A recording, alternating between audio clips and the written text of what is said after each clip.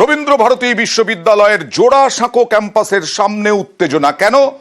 উপাচার্য অনৈতিকভাবে রয়েছেন রবীন্দ্রভারতী বিশ্ববিদ্যালয়ের উপাচার্য, এটাই অভিযোগ তৃণমূল ছাত্র পরিষদের। তৃণমূল ছাত্র পরিষদ আজকে বিক্ষোভ দেখায়।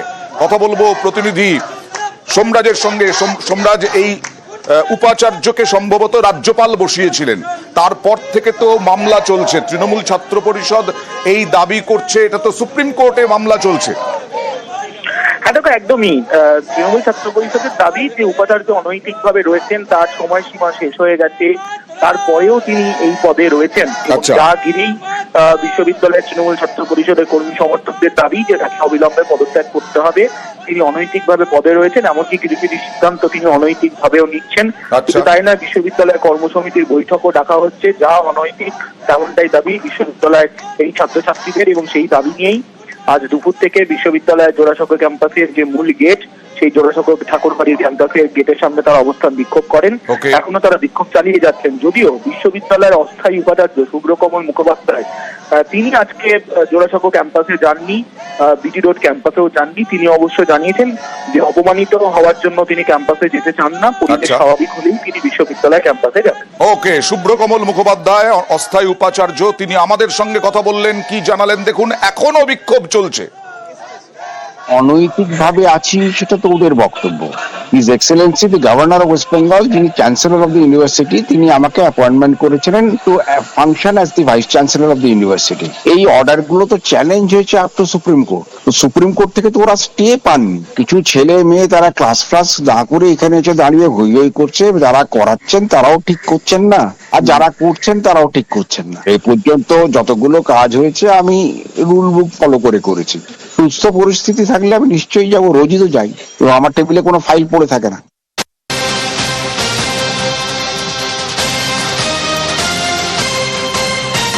আবার হাওড়ার বেলগাছিয়া, এই মুহূর্তে শুভেন্দু অধিকারী তিনি ক্ষতিগ্রস্ত বাড়িগুলি পরিদর্শনে, যদিও সেখানে ব্যারিকেড করে রেখেছে পুলিশ। কি বলবেন, মমতার গুন্ডা চাচা হাকিমকে খুশি করার জন্য বেলগাছিয়ায় শুভেন্দু অধিকারী তিনি এর আগে রিলিফ ক্যাম্পে গিয়েছিলেন, তারপরে এখন বিভিন্ন জায়গায় ফাটল পরিদর্শন করছেন, বাড়িগুলো কিভাবে ক্ষতিগ্রস্ত। কমিশনারেট আমাকে রক্তাক্ত করেছে, সব জায়গায় আটকাচ্ছে আপনাকে। এই যে রক্তাক্ত। কথা বলবো প্রতিনিধি রৌনকের সঙ্গে। রৌনক, কি হলো, কেন উত্তেজনা?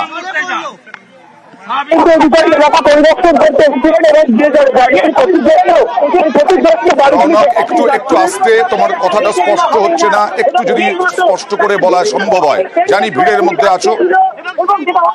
দেখো, একেবারেই শুভেন্দু অধিকারী ক্ষতিগ্রস্ত এলাকা পরিদর্শনে এসেছিল। যে বাড়িগুলি ভেঙে গেছে সেই বাড়িগুলি ভেতরে তিনি প্রবেশ করছিলেন দেখার জন্য, কিন্তু পুলিশের তরফ থেকে বিপজ্জনক এলাকা বলে ব্যারিকেড করে রাখা হয়েছিল, এবং তারপরেই কার্যত পুলিশের সঙ্গে বচসা তৈরি হয়। এবং শুভেন্দু অধিকারী অভিযোগ করছেন যে পুলিশের একজন এসআই তার হাতে আঁচড় মারেন, এবং সেই কারণে তার হাত থেকে রক্ত বেরোচ্ছে। এবং সেই বিষয়কে সামনে নিয়ে কিন্তু পুলিশের সঙ্গে এক কাস্তর বচসা শুরু হয় শুভেন্দু অধিকারীর। ব্যারিকেড ভাঙার চেষ্টা করে বিজেপির যারা কর্মীরা আছেন তারা, এবং পুলিশের তরফ থেকে বলা হয় যেহেতু এই জায়গাগুলিতে ধস নেমেছে রাস্তায়, সেই কারণেই বিপজ্জনক যে কোনো মুহূর্তে বাড়ি ভেঙে পড়তে পারে, সেফটি সিকিউরিটির জন্যই কিন্তু তাকে ওই ভেতরে প্রবেশ করতে দেওয়া হয়নি। এই বিষয়কে সামনে রেখে কিন্তু পুলিশের সঙ্গে বচসা তৈরি হয়, এবং শুভেন্দু অধিকারী অভিযোগ করছেন একজন পুলিশ কর্মী তার হাতে আঁচড় মারে। অবস্থা এখন কি শুভেন্দু অধিকারী বেরিয়ে গেছেন? একেবারে এখন শুধু শুভেন্দু অধিকারী বেরিয়ে যাচ্ছেন। শুভেন্দু অধিকারী হাওড়ার বেলগাছিয়ায় গিয়েছিলেন, সেখানে বিভিন্ন রিলিফ ক্যাম্প ক্ষতিগ্রস্তদের সঙ্গে কথা বলেন এবং তাদেরকে খাবার বিতরণ করেন। তারপরে তিনি বাড়িগুলি পরিদর্শনে যাওয়ার পথে ব্যারিকেড দেওয়া আছে, বিপর্যস্ত বাড়ি, সেই বাড়িগুলি নিয়ে পুলিশের বাধা, পুলিশের সঙ্গে তর্ক বচসা।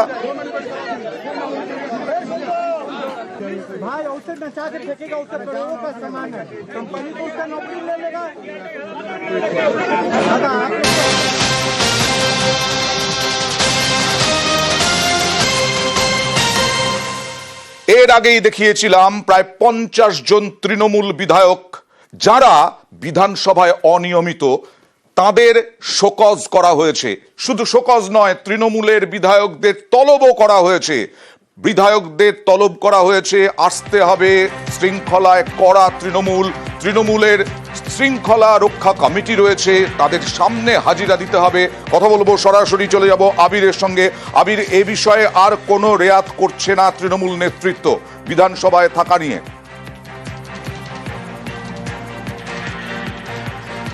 দেখো, প্রথমত হচ্ছে বিধানসভায় যদি অনুপস্থিত তারা থাকতেন শুধুমাত্র, তাহলে তার একটা আলাদা অর্থ হতো। আচ্ছা। এক্ষেত্রে বিধানসভাতে উপস্থিত থাকতেই হবে, তার জন্য 3 লাইনের হুইপ জারি করে দেওয়া হয়েছিল। আচ্ছা। সেই হুইপ অমান্য করাটাই শৃঙ্খলা রক্ষা সামিল হয়ে দাঁড়িয়েছে।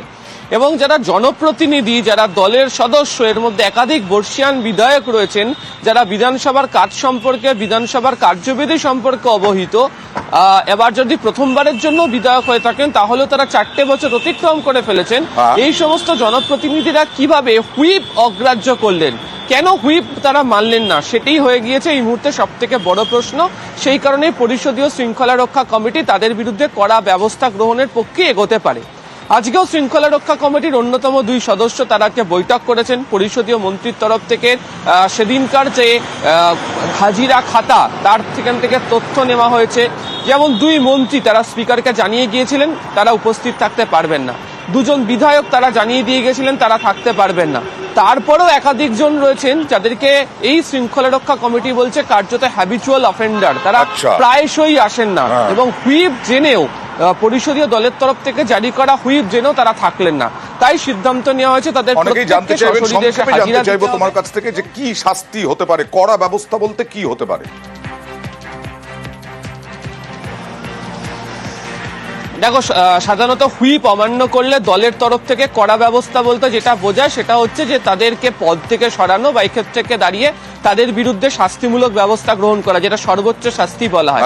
তবে এক্ষেত্রে দাঁড়িয়ে যে আচরণ হয়েছে তাতে অনেকেই বলছেন যে শোকজ করার পর কোনো একটি কড়া বার্তা বা মুচলেখা তাদের কাছ থেকে লিখিয়ে নেওয়া হতে পারে। কিন্তু এই যে হুইপ অমান্য করা, এটা ইচ্ছা করে নাকি তারা হুইপের শব্দের মানে বুঝতে পারেননি, তারই উত্তর খোঁজার চেষ্টা করছে এই পরিষদীয় দল। এই অল্প কটা দিন বিধানসভা হয়, এই বিধানসভায় যারা অ্যাবসেন্ট হচ্ছেন তাদেরকে বহুবারই মৌখিকভাবে সতর্ক করা হয়েছে, নির্দেশ ছিল আমাদের উপরে, এবং তিনি 3 লাইন হুইপ জারি করেন। শেষ দিন 19 এবং 20 এই 2 দিন অবশ্যই প্রত্যেক সদস্যকে সারাদিনের জন্য উপস্থিত থাকতে হবে। এইটা যারা অমান্য করে যারা তারা দলীয় শৃঙ্খলা বিরোধী কাজ করছেন, মাটির ইচ্ছে বললে যে কোনো ধরনের ব্যবস্থা নিতে পারেন তাদের বিরুদ্ধে। সশরীরে বিধায়কদের ডেকে পাঠানো হবে, সশরীরে ডেকে পাঠানোর একটা চেষ্টা করবো আমরা, যে যারা আসেনি তাদেরকে ডেকে এনে কথা বলা। ডেলিভারি বয়দের তাণ্ডব, আবাসনে নিরাপত্তারক্ষীদের মারধর। কেন? কারণ আবাসনে বাইক রাখা নিয়ে বচসা। এক ডেলিভারি বয়ের সঙ্গে বচসা শুরু, আর সেখান থেকেই কয়েকজন ডেলিভারি বয়কে ডেকে এনে মারধরের অভিযোগ। আবাসনে নিরাপত্তারক্ষীকে বেধড়ক মার। অনুপ চক্রবর্তী প্রতিনিধি রয়েছেন সঙ্গে। অনুপ, যোগাযোগ বিচ্ছিন্ন হয়ে গিয়েছে নিউ টাউনে ডেলিভারি বয়দের তাণ্ডব, আবাসনের নিরাপত্তারক্ষীদের মারধর। আবাসনে বাইক রাখা নিয়ে বচসা, এক ডেলিভারি বয়ের সঙ্গে বচসা শুরু, আর তারপর কয়েকজন ডেলিভারি বয়কে ডেকে আনে ওই ডেলিভারি বয়। আবাসনের নিরাপত্তারক্ষীকে বেধড়ক মার, ইকো পার্ক থানায় অভিযোগ। কথা বলবো, অনুপ প্রতিনিধি রয়েছেন সঙ্গে। অনুপ, অভিজাত আবাসনে কিন্তু একেবারে গত বৃহস্পতিবার একটি ডেলিভারি বয় যখন হোম ডেলিভারি করতে এসেছিল, হোম ডেলিভারি ছিল, সেই সময় কিন্তু বাইক রাখা নিয়ে, পার্কিং করা নিয়ে বচসা হয় সেখানকার নিরাপত্তারক্ষীর সঙ্গে। এরপরেই কিন্তু একেবারে দেখা যায় অন্য ডেলিভারি বয় তাদেরকে ফোন করে ডাকা হয়, এবং তারা যখন আসে সেই সময় নিরাপত্তারক্ষী সহ বেশ কয়েকজনকে কিন্তু বেধড়ক মারধর করে। সেগুলো সিসি ক্যামেরা ফুটেজ, সেই ক্যামেরা কিন্তু স্পষ্ট হয়। এর পরবর্তী সময় যখন ইকো পার্ক থানায় লিখিত অভিযোগ দায়ের করে পুলিশের পক্ষ থেকে অভিযোগ নেওয়া হলেও এখনো পর্যন্ত এই ঘটনায় কিন্তু কাউকে গ্রেপ্তার করা পুলিশের পক্ষ থেকে সম্ভব হয়নি। বেশ।